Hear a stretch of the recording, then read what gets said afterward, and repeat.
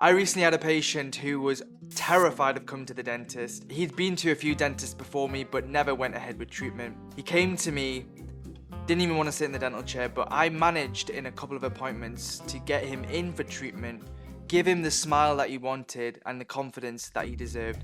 And I wanted to make this video to outline exactly how I did that. So I'm no expert in treating anxious patients or dental-phobic patients. I actually don't do it too often, so I'm not amazing at it.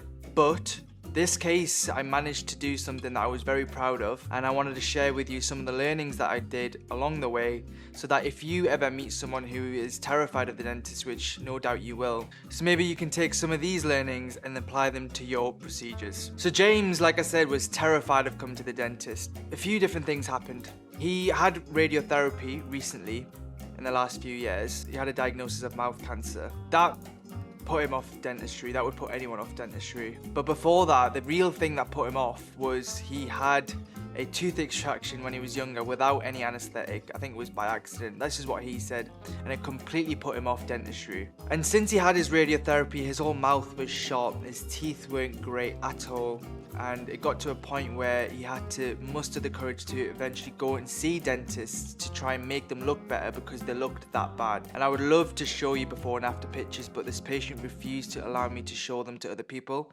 because he was that insecure about his smile. He came to me because he was referred.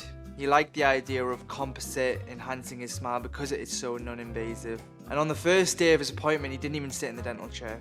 He struggled to come up to the surgery. He sat in the other kind of patient chair and he refused to sit in the dental chair. He couldn't even look at it. He was shaking the whole time. And this guy was very, very interesting. And one of the first things that I did that helped me persuade him almost to get treatment was that I just spent the time getting to know the patient.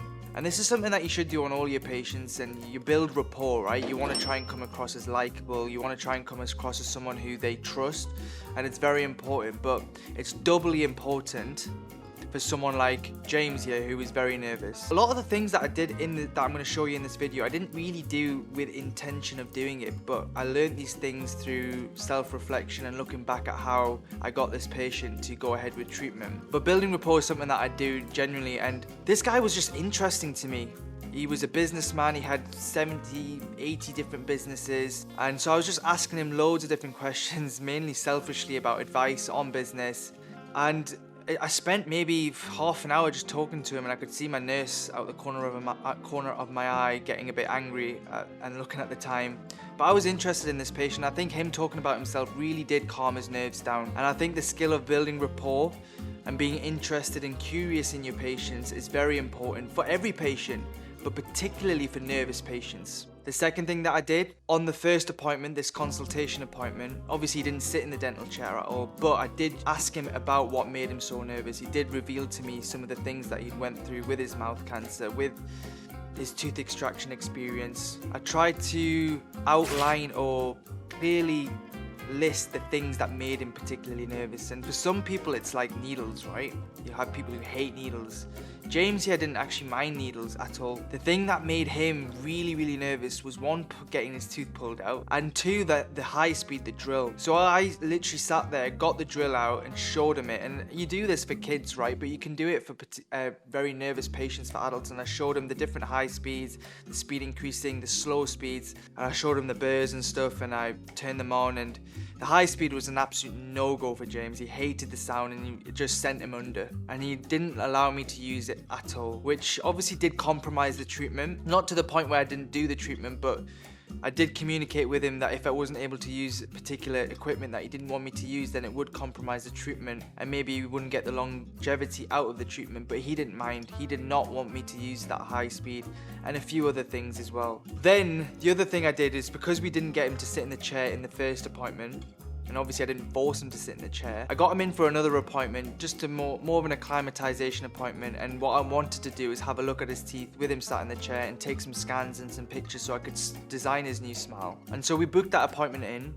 And that's one of the things with treating nervous patients, is that it does take a lot more time, and I did spend a lot more time on this patient, but it is required if you want to try and actually treat this patient. And that's what we're here for, right, as dentists, to try and treat and make a big impact on patients' lives. And you can make no bigger impact on a nervous patient's life, because the way their teeth are affects them, I feel, a lot higher than what a non-nervous patient would. But we got him in and he actually turned up to his appointment. We took scans, he actually sat in the dental chair, took scans, took photos, and again, a lot of conversations were had about general stuff, and we almost became friends at that point, and he was giving me a lot of advice on my business. And I think because of that, I think this was the main thing that made him trust me as the person to treat his smile. I think the fact that I was recommended by his friend was also a good thing in my case, but this thing was building rapport and coming across as a friend is I think the main thing that allowed me to treat him. And I think you should be able to do that on all patients, and you will be able to treat more patients if you come across as their friend, because they trust you more, right? But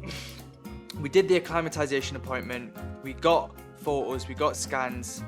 Then the next thing that happened after that was something that I did by accident, and again, looking back on it, it really helped my case. Normally after this appointment, the patient would have to wait a couple of months, 2-3 months, before they get a chance to have their treatment with me, just through the waiting list that I have. In James's case, when I went down and looked at the diary, we had someone reschedule the following week.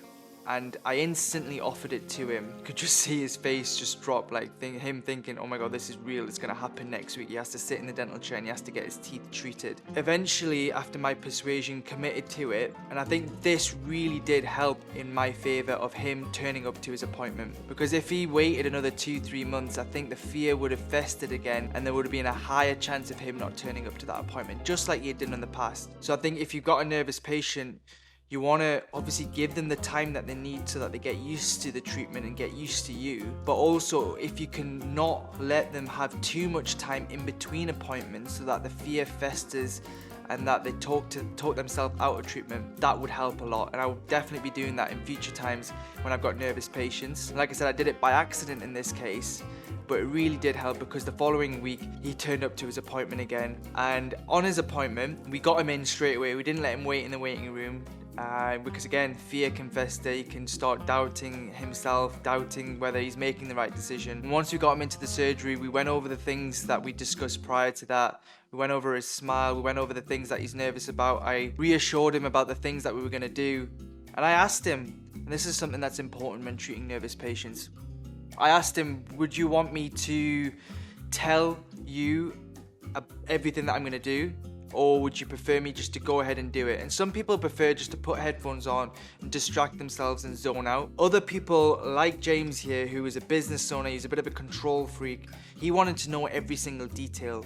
And even though that was a bit laborious for me to kind of tell him every single step that I'm doing, it really helped him stay in control of the procedure. Then when we started treating, we discussed prior the things that we weren't doing, like the high speed, and there was a few other things, and he understood, and it was clearly communicated some of the compromises that were to had if we weren't able to use those pieces of equipment. We numbed him up, we carried out a lot of air abrasion, we used the slow speed and discs a lot of the times.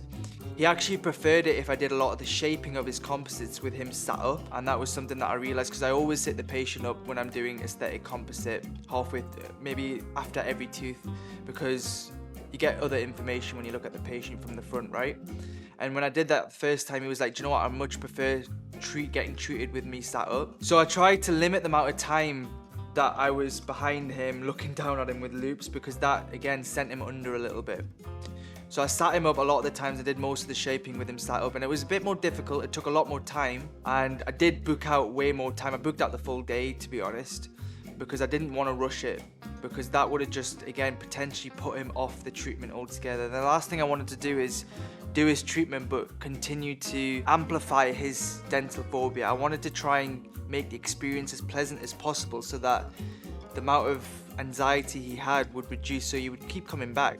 Right? That's very important. So to summarize, we eventually got his teeth done, and again, I would love to show you his before and after, but we managed to get his teeth done. I was absolutely buzzing, he was buzzing, and my reflections on the case, it was very difficult, it was very stressful, knowing that like any hand movement was like flinched all the time, and you probably have them patients, and it can be very, very stressful, especially if you're doing a full case and you're explaining every step. And what I noticed is throughout the day, throughout the treatment, is he got a little bit less apprehensive, and he got a bit more comfortable, and he trusted me a little bit more. But the added stress and the added time was worth the amount of pride that I got from the case. It was very rewarding to give this chap his smile back, and give him his confidence back. And even though it did take a lot more time and effort, the reward that I got from it was a lot higher. Other benefits, I was thinking about other benefits of treating nervous patients, and obviously you can't not treat them because most patients are going to be nervous. Maybe most patients won't be as nervous as James here, but a lot of patients are going to be nervous, so you need to develop the skill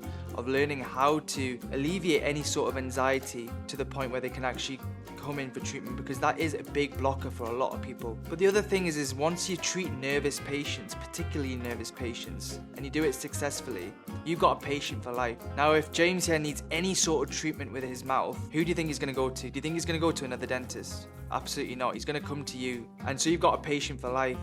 And if the conversation of teeth comes up in the pub when he's sat with his mates, do you think he's going to be talking positively about you? Absolutely. The amount of word of mouth you can get from successfully treating nervous patients is way higher than treating normal patients, because the amount of value you're adding to them is way higher. So definitely don't try and run away from nervous patients. Learn the skill to alleviate anxiety. Learn some of the skills that some of the things that I've shown you in this video. And I'm sure you can be a lot better at it than me. Like I said at the start, I'm no expert. Understand the importance of developing these skills. So yeah, I hope that helped.